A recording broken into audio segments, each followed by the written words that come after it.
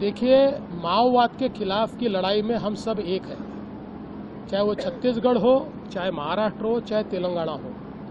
हम एक दूसरे के साथ कोऑर्डिनेशन में ही काम करते हैं। इससे पहले भी हमारी C-60 ने अबू जमाड़ के जंगलों में अंदर तक जाकर 50-50 किलोमीटर दूर तक जाकर कार्रवाइयाँ की है, क्योंकि इसमें जिस प्रकार से लीड मिलता है, जिसको लीड मिलता है वो जाकर कार्रवाई करता है। अगर इसमें इंफॉर्मेशन लीक हो गई तो ये कार्रवाई नहीं हो सकती। ये लोग, आपको पता है, जंगलों के राजा है, इनको जंगल पता है, ये जंगलों से बराबर भाग जाते हैं। अब चूंकि बहुत दिनों से हमारी जो पुलिस है वो भूपति के साथ संपर्क बनाए हुए थी, और विशेष रूप से तारक्का जो भूपति की पत्नी भी है और एक बहुत बड़ी केडर भी है, इन्होंने 1 जनवरी को महाराष्ट्र में आत्मसमर्पण किया, उनके साथ के लोगों ने आत्मसमर्पण किया।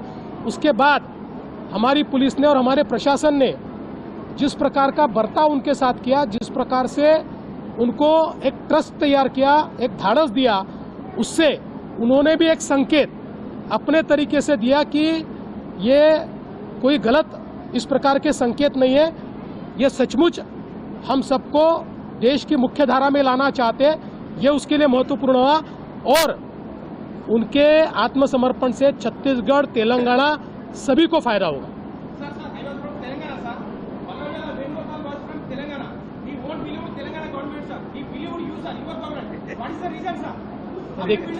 देखिए, मैं ऐसा कहता हूं कि ये कोई हमारे लिए कोई श्रेयवाद की लड़ाई नहीं है। मैं ऐसा कह सकता हूं, आपकी बात सही है, वो पेदापल्ली से है, इसलिए ओरिजिनली तेलंगाना से है, लेकिन इस सारे जंगल में जो पूरे केडर तैयार हुए उसमें उनका हाथ रहा है। और जैसा मैंने ये कहा कि लगातार हमारे सरकार की नीति इस संदर्भ में बहुत ही कंसिस्टेंट रही है। सबने देखा किस प्रकार से हमने माओवादियों का आत्मसमर्पण किया, किस प्रकार से उनको घर और नौकरियां दी, किस प्रकार से जो जो कबूल किया था वो उनको दिया।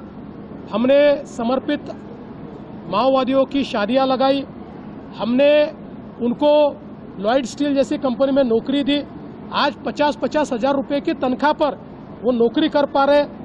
तो एक विश्वास उनके मन में तैयार हुआ कि ये केवल भाषण में देश की मुख्य धारा में लाने की बात नहीं करता है, महाराष्ट्र में देश की मुख्य धारा में लाने का काम हुआ है, और इसलिए वो लोग यहाँ आए। मैं ऐसा नहीं कहूँगा कि किसी सरकार के ऊपर उनका विश्वास नहीं इसलिए वो यहाँ आए। उनको ये पता था कि यहाँ आने के बाद एक अच्छा बर्ताव इससे पहले भी हुआ है और अब भी होगा।